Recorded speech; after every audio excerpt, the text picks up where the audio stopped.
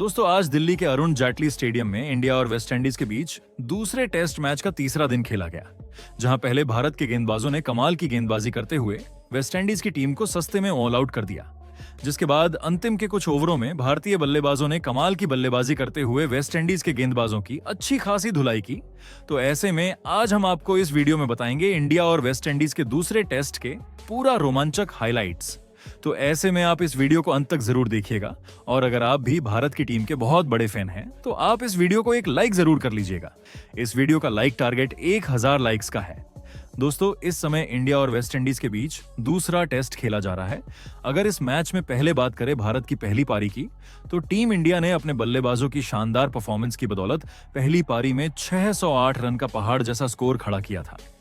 शुभमन गिल की कप्तानी में खेल रही टीम इंडिया के बल्लेबाजों ने वेस्टइंडीज के हर गेंदबाज की खूब खबर ली। केएल राहुल, ध्रुव जुरैल और रविंद्र जडेजा तीनों ने शानदार शतकीय पारियां खेली।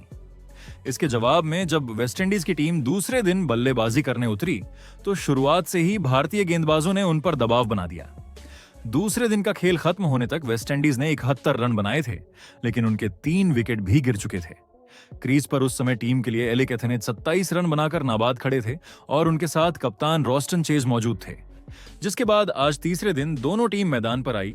सुबह जब खेल शुरू हुआ तो धूप हल्की थी, मौसम ठंडा था और पिच बल्लेबाजी के लिए थोड़ी मददगार लग रही थी। ऐसे में उम्मीद थी कि वेस्टइंडीज की जोड़ी एलिक एथेनेज और रोस्टन चेज अपनी टीम को एक मजबूत शुरुआत देंगे और शायद थोड़ी लड़ाई करेंगे। इन दोनों बल्लेबाजों ने शुरुआत में बेहद समझदारी भरी बल्लेबाजी की। जसप्रीत बुमराह और मोहम्मद सिराज के स्पेल के सामने उन्होंने शुरुआत में कोई जोखिम नहीं लिया। दोनों ने सिंगल और डबल लेकर स्कोर को धीरे धीरे आगे बढ़ाया। एथेनेज की टाइमिंग लाजवाब थी। उन्होंने ऑफ स्टंप के बाहर की डीली गेंदों पर शानदार कवर ड्राइव खेले। वहीं कप्तान रोस्टन चेज ने भी 1-2 मौकों पर आगे बढ़कर शॉट लगाए, जिससे वेस्टइंडीज का स्कोर 100 रन के पार पहुंच गया। अब लगने लगा था कि वेस्टइंडीज की यह जोड़ी भारत के गेंदबाजों को परेशान कर सकती है। लेकिन दोस्तों, मोहम्मद सिराज को कम आंकना गलती होती है। सिराज ने अपनी रफ्तार और मूवमेंट से बल्लेबाजों को बार बार परखा और आखिरकार उन्हें सफलता भी मिल गई। उन्होंने एलिक एथेनेज को अपनी एक शार्प आउटस्विंग गेंद पर स्लिप में कैच आउट करा दिया। कैच पकड़ने में केएल राहुल ने कोई गलती नहीं की और इस तरह वेस्टइंडीज को लगा दिन का पहला और पारी का चौथा झटका। एथेनेज ने शानदार 39 रन की पारी खेली, लेकिन बड़ी पारी खेलने से पहले ही पवेलियन लौट गए। अब वेस्टइंडीज के लिए क्रीज पर आए साई होप, एक अनुभवी बल्लेबाज जिनसे टीम को काफी उम्मीदें थीं। अब रोस्टन चेज और होप पर जिम्मेदारी थी कि किसी तरह पारी को स्थिर करें।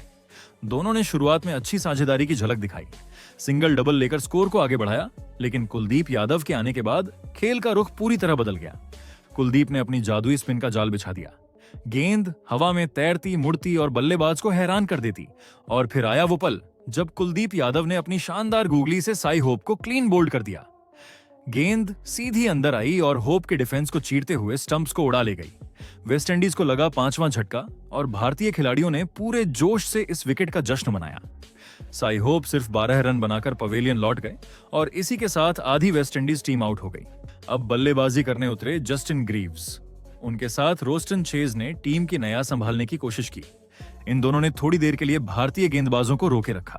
चेज ने शानदार टाइमिंग दिखाई, खासकर ऑफ साइड पर कुछ बेहतरीन चौके लगाए। ग्रीव्स ने भी संयमित खेल दिखाया। इस साझेदारी ने टीम को 150 रन के पार पहुंचा दिया और ऐसा लगने लगा कि शायद वेस्टइंडीज की पारी अब पटरी पर लौट रही है। लेकिन तभी सिराज ने फिर से अपना कहर बरपाया। उन्होंने लंच से ठीक पहले एक बार फिर स्ट्राइक की और इस बार उनका शिकार बने कप्तान रोस्टन चेज। सिराज की गेंद थोड़ी बाहर जाती हुई थी। चेज ने उसे छेड़ने की गलती कर दी और गेंद ने उनके बल्ले का किनारा लिया, सीधा विकेट कीपर ध्रुव जुरैल के दस्तानों में। भारत को मिला 6ठा विकेट और वेस्टइंडीज की सारी उम्मीदें एक बार फिर बिखर गईं। रोस्टन चेज ने 41 रन बनाए, लेकिन टीम को मुश्किल से बाहर नहीं निकाल पाए और इसी के साथ पहले सेशन का अंत हुआ तो वेस्टइंडीज का स्कोर 154 रन पर 6 विकेट के नुकसान पर था। भारत की तरफ से मोहम्मद सिराज और कुलदीप यादव सबसे ज्यादा प्रभावशाली गेंदबाज रहे। सिराज ने अपनी रफ्तार और लाइन लेंथ से विपक्षी बल्लेबाजों को खूब परेशान किया। वहीं कुलदीप यादव की गेंदें पिच पर पड़ते ही जैसे फिसलकर जादू कर रही थीं। तीसरे दिन के पहले सेशन की समाप्ति तक माहौल साफ था। यह सेशन पूरी तरह भारत के नाम रहा। वेस्टइंडीज की टीम एक बार फिर संघर्ष करती नजर आई, जबकि भारतीय गेंदबाजों ने अपनी क्लास और अनुशासन से सबका दिल जीत लिया। जिसके बाद दूसरे सेशन का खेल शुरू हुआ और वेस्टइंडीज के लिए मैदान पर उतरे जस्टिन ग्रीव्स और खेरी पियर, दो ऐसे बल्लेबाज जिन पर टीम की आखिरी उम्मीदें टिकी थीं। इन दोनों का मकसद साफ था, किसी तरह विकेट बचाना और पारी को थोड़ा स्थिर करना। लेकिन सामने थे भारत के तेज तर्रार गेंदबाज सिराज, बुमराह और कुलदीप यादव, जिनकी रफ्तार और सटीक लाइन लेंथ ने पहले ही विरोधियों को हिलाकर रख दिया था। जहां वेस्टइंडीज के लिए सेशन की शुरुआत बेहद सधी हुई रही। ग्रीव्स और पियर ने शुरुआती कुछ ओवरों में पूरी सावधानी से बल्लेबाजी की। दोनों ने डिफेंसिव अप्रोच अपनाई और बॉल को आखिरी पल तक देखकर खेला। भारत के गेंदबाजों ने नई गेंद से लगातार दबाव बनाए रखा। मोहम्मद सिराज और जसप्रीत बुमराह की जोड़ी ने शुरुआती 5 ओवर में लगातार मेडन ओवर फेंके। स्टेडियम की गूंज में हर डॉट बॉल के साथ भारतीय फैंस की तालियां गूंज रही थीं, मानो हर डिलीवरी वेस्टइंडीज की उम्मीदों पर एक और कील ठोक रही हो। रन बनना मुश्किल हो गया था। हर ओवर में मुश्किल से 1 या 2 रन ही आ रहे थे। वेस्टइंडीज के बल्लेबाजों के चेहरों पर तनाव साफ झलकने लगा था और ऐसे दबाव के माहौल में गलती होना तय थी। और वही हुआ। वॉशिंगटन सुंदर ने वेस्टइंडीज को 7वां झटका दिया। सुंदर आज अपनी लय में थे। पिच से उन्हें टर्न और बाउंस दोनों मिल रहा था। उन्होंने गेंद को थोड़ी स्पिन देकर अंदर की ओर आने दी और खेरी पियर पूरी तरह चकमा खा गए। गेंद उनके पैड से टकराई और अंपायर ने उंगली उठा दी। पियर ने रिव्यू लिया, लेकिन रिव्यू भी उन्हें नहीं बचा सका। गेंद साफ साफ स्टंप्स पर जा रही थी। इस तरह वेस्टइंडीज को लगा 7वां झटका और खेरी पियर 17 रन बनाकर पवेलियन लौट गए। सुंदर के इस विकेट के बाद भारतीय खिलाड़ियों के चेहरे पर मुस्कान थी, क्योंकि अब वेस्टइंडीज का निचला क्रम सामने था। अब क्रीज पर आए जोमेल वारिकन, वेस्टइंडीज के स्पिन गेंदबाज, जो अब बल्ले से अपनी टीम को बचाने की कोशिश करने वाले थे। दूसरी ओर थे जस्टिन ग्रीव्स, जो अब तक संभलकर खेल रहे थे। ग्रीव्स जानते थे कि अब उन्हें विकेट बचाने के साथ साथ रन भी बनाने होंगे, ताकि टीम किसी तरह 200 के पार पहुंच सके। ग्रीव्स और वॉरिकन ने धीरे धीरे साझेदारी बनाई। इन दोनों ने सिंगल और डबल लेकर स्कोर को आगे बढ़ाया, लेकिन भारत के गेंदबाजों ने हर गेंद पर दबाव बनाए रखा। हर ओवर में फील्डर बल्लेबाजों पर टूट पड़ते, शाउट्स, अपीलें और चिल्लाहट, सब कुछ मिला जुला माहौल था। फिर भी जस्टिन ग्रीव्स ने अपनी हिम्मत नहीं हारी। उन्होंने कुछ बेहतरीन स्ट्रेट ड्राइव्स और कवर के बीच चौके लगाए। धीरे धीरे वेस्टइंडीज की टीम 200 रन के पार पहुंच गई। लेकिन दोस्तों, ये स्कोर उतना भी राहत भरा नहीं था, क्योंकि भारत अब भी लगभग 400 रन की विशाल बढ़त पर कायम था। वेस्टइंडीज के बल्लेबाज जैसे सिर्फ वक्त काट रहे थे, रन बन नहीं रहे थे। कई ओवर तो ऐसे गुजरे जिनमें एक भी रन नहीं आया। भारत के गेंदबाजों ने पूरी तरह से विपक्ष को जकड़ लिया था। और फिर जसप्रीत बुमराह आए, टीम इंडिया के यॉर्कर स्पेशलिस्ट। बुमराह ने अपनी क्लासिक रफ्तार और सटीकता का नमूना पेश किया। उन्होंने ग्रीव्स को कुछ गेंदें बाहर की ओर स्विंग कराईं, जिससे ग्रीव्स थोड़ा आगे बढ़ने लगे। और फिर आई वो घातक गेंद, यॉर्कर लंबाई पर, सीधे स्टंप की जड़ पर। ग्रीव्स के बल्ले के नीचे से गेंद निकल गई और स्टंप उड़ गए। बुमराह की वो मुस्कान और ग्रीव्स की मायूस नजर दोनों मिलकर एक कहानी कह गए। ग्रीव्स ने अपनी टीम के लिए संघर्ष करते हुए 34 रन बनाए, लेकिन उनका आउट होना वेस्टइंडीज के लिए किसी झटके से कम नहीं था। भारत को मिल गया 8वां विकेट और अब वेस्टइंडीज की पारी ढाने लगी। अब खेल में बचा था सिर्फ औपचारिकता का हिस्सा। वेस्टइंडीज की टीम का निचला क्रम भारतीय गेंदबाजों के सामने ज्यादा देर टिक नहीं पाया। कुलदीप यादव, जो पहले ही अपनी स्पिन से बल्लेबाजों को परेशान कर रहे थे, उन्होंने अब बाकी का काम पूरा कर दिया। पहले उन्होंने जोमेल वारिकन को शिकार बनाया। गेंद सीधी अंदर आई और वारिकन ने गेंद को पढ़ने में गलती कर दी। वो क्लीन बोल्ड हो गए। इसके तुरंत बाद कुलदीप ने अगला विकेट भी झटका, जेडन सील्स को। कुलदीप की गेंद ने लेट टर्न लेते हुए सील्स के डिफेंस को तोड़ दिया और सीधा ऑफ स्टंप उखाड़ दिया। बस इसके साथ ही वेस्टइंडीज की पूरी टीम 218 रन पर ऑल आउट हो गई। भारतीय टीम ने पहली पारी में शानदार 390 रन की बढ़त हासिल कर ली। एक ऐसी बढ़त जिसने मैच का रुख लगभग तय कर दिया था। गेंदबाजी की बात करें तो भारत की तरफ से मोहम्मद सिराज सबसे सफल गेंदबाज रहे। उन्होंने 4 विकेट झटके। कुलदीप यादव ने अपने स्पिन जादू से 3 विकेट हासिल किए, जबकि जसप्रीत बुमराह ने 2 विकेट लिए। वॉशिंगटन सुंदर ने भी एक अहम विकेट लेकर अपनी भूमिका बखूबी निभाई। अब भारत के सामने एक दिलचस्प फैसला था। क्या वो वेस्टइंडीज को फॉलो ऑन देगा या खुद बल्लेबाजी करेगा?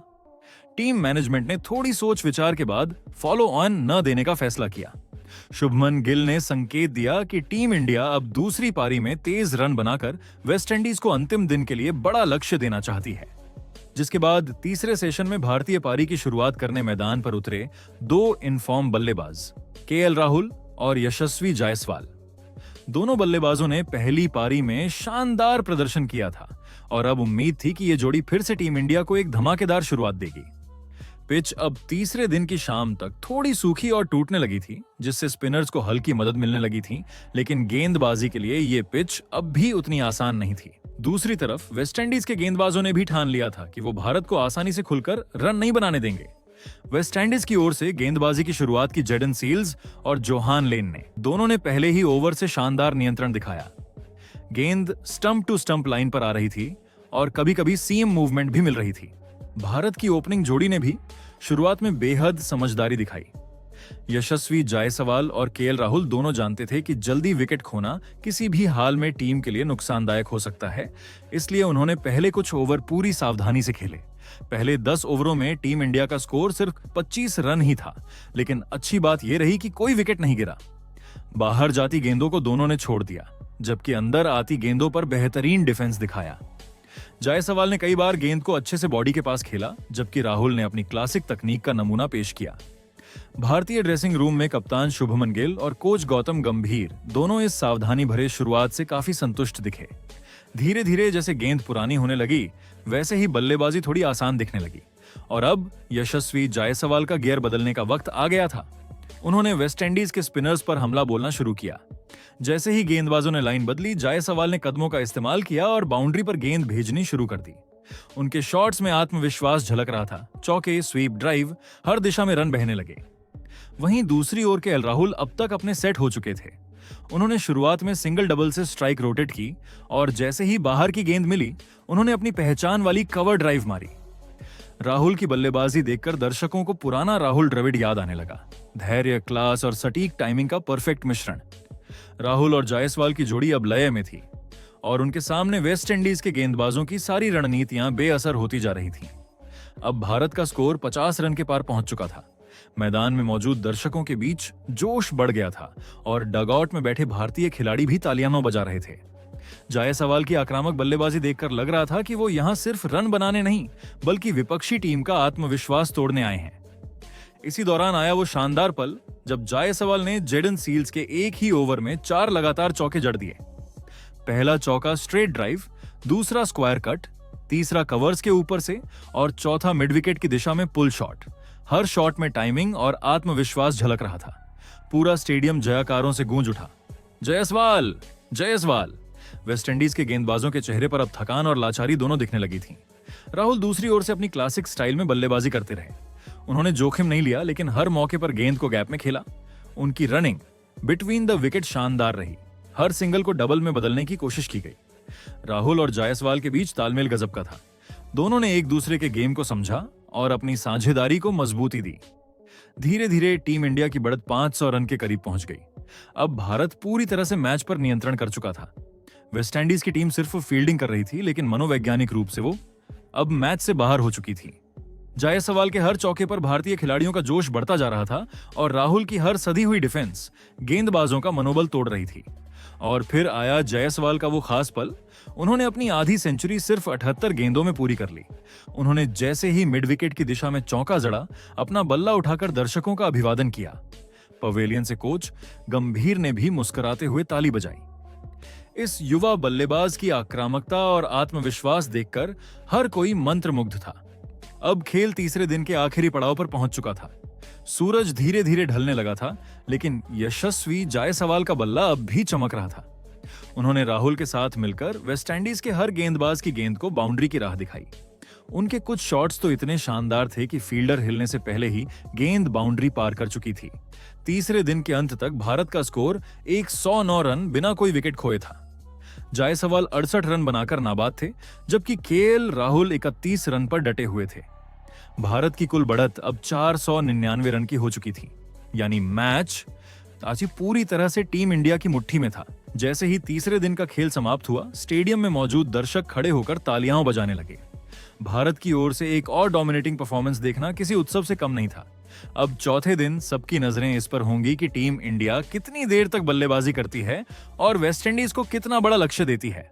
तो दोस्तों, आपके हिसाब से आज टीम इंडिया के इस कमाल के प्रदर्शन का असली हीरो कौन था? अपनी राय कमेंट में जरूर बताइएगा।